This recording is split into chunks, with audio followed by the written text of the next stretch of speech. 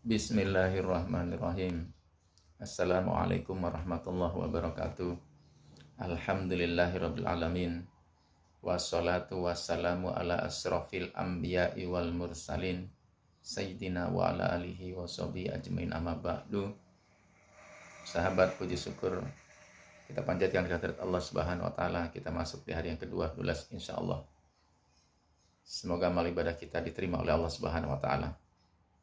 Salat serta salam semoga tercurah kepada Nabi kita, Nabi Muhammad sallallahu alaihi wasallam. Insyaallah kita nantikan syafaatnya di yaumil akhir nanti. Sahabat, salat merupakan sebuah kewajiban yang dilakukan oleh orang Islam. Ketika dia mengaku menjadi manusia ciptaan Allah, maka hendaklah dia menyembah Allah dengan melaksanakan salat. Dan salat yang ditekankan adalah dengan melaksanakannya dengan jamaah. Dan yang lebih tinggi nilainya adalah salat subuh. Ada beberapa keutamaan yang bisa kita ambil ketika kita melaksanakan salat subuh. Di samping salat subuh adalah kewajiban yang harus dilakukan, dan salat-salat yang lainnya juga demikian. Dan di dalam sebuah hadisnya, Bismillahirrahmanirrahim, walau ya'lamuna ma fil atamati wasubahi la atauhuma walau habwa.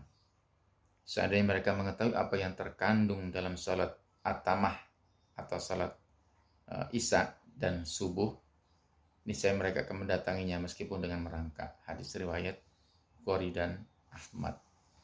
Jadi salat isya dan salat subuh yang dilakukan dengan berjamaah itulah juga yang menjadi ciri apakah dia orang munafik atau bukan. Kalau orang munafik, dia akan merasa berat melakukan salat isya dan salat subuh berjamaah.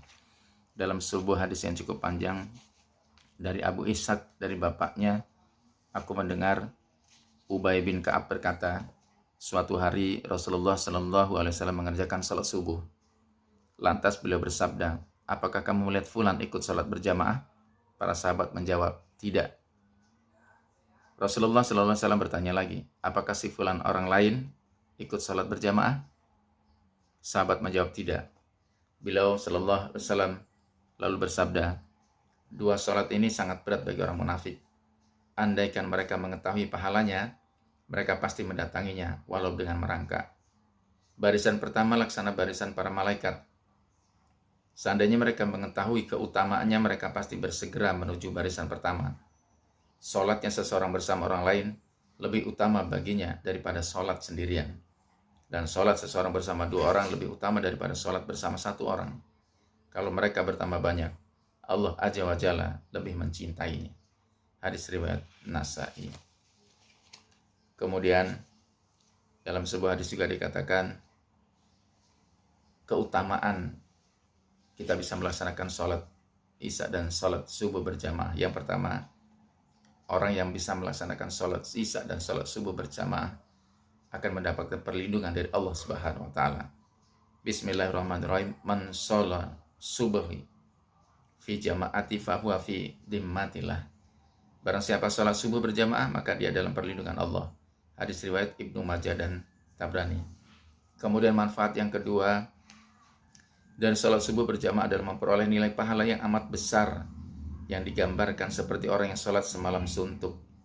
Bismillahirrahmanirrahim. Man shalla subha fi jama'ati faka'annama shalla laila kullah.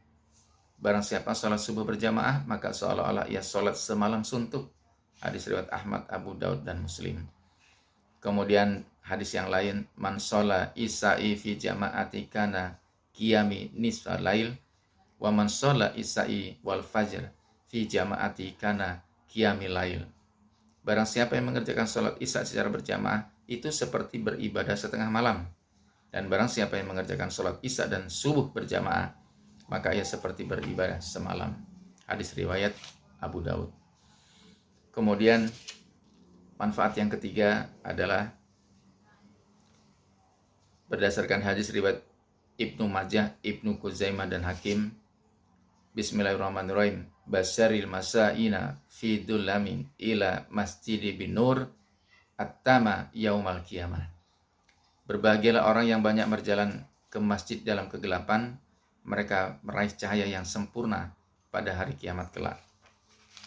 Kemudian dalam sebuah hadis yang diriwayatkan oleh Muslim juga, sholat secara berjamaah lebih utama 25 derajat daripada sholat secara sendirian.